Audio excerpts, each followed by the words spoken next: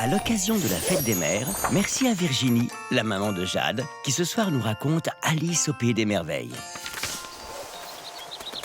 Par une chaude après-midi, Alice écoute d'une oreille distraite la leçon d'histoire que lui lit sa sœur. Elle préfère imaginer un monde fabuleux où les animaux parleraient. Or voilà qu'un lapin blanc tout habillé passe devant elle en courant. « Je suis en retard !» s'exclame-t-il. « Hé, attendez-moi !» s'écrie Alice en se lançant à sa poursuite. Et hop, il saute dans un terrier. Curieuse, Alice entre à son tour dans la galerie. Elle ne voit pas le trou et tombe tout au fond du gouffre. Devant elle défilent toutes sortes d'objets. Des tables, des miroirs, des livres.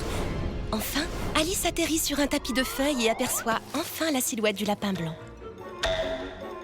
Elle s'élance derrière lui, mais se retrouve nez à nez avec une drôle de serrure qui parle. En buvant une potion, Alice devient toute petite. Puis en mangeant un gâteau, elle devient géante. Mais finalement, elle réussit à passer la porte. Alice marche et soudain voit le lapin blanc. Celui-ci cherche partout ses gants. Alice entre dans sa maison, mais à la place des gants, elle trouve des gâteaux appétissants. Elle en croque un, puis deux, mais devient une nouvelle fois géante. Que faire?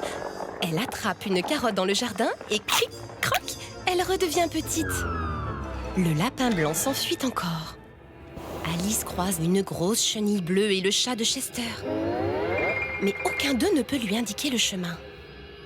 Elle va de ce côté-ci, de ce côté-là, et surprise, découvre un palais et des jardiniers qui sont en fait des cartes à jouer.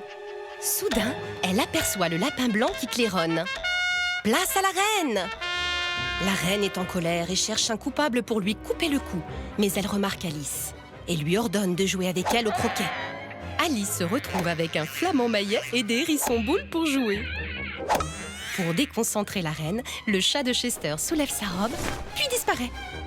La reine furieuse croit Alice coupable et veut lui couper la tête. Mais Alice réussit à s'enfuir du palais. Elle court aussi vite qu'elle peut et se réveille finalement dans le pré.